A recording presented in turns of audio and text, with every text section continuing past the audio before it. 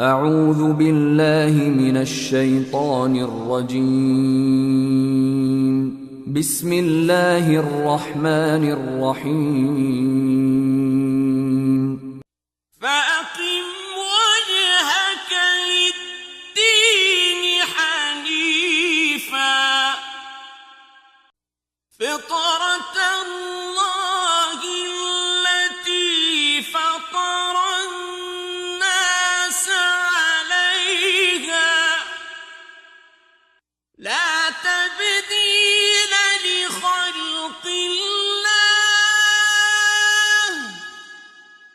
ذلك الدين القيم ولكن أكثر الناس لا يعلمون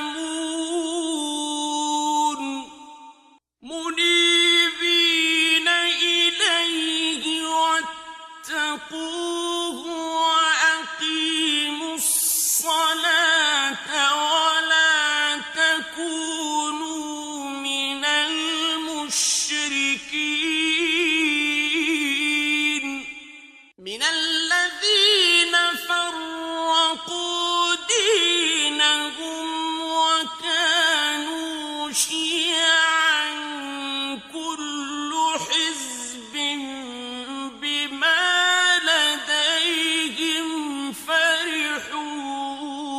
فرحون وإذا مس الناس ضر دعوا ربهم منيبين إليه ثم إذا أذاقهم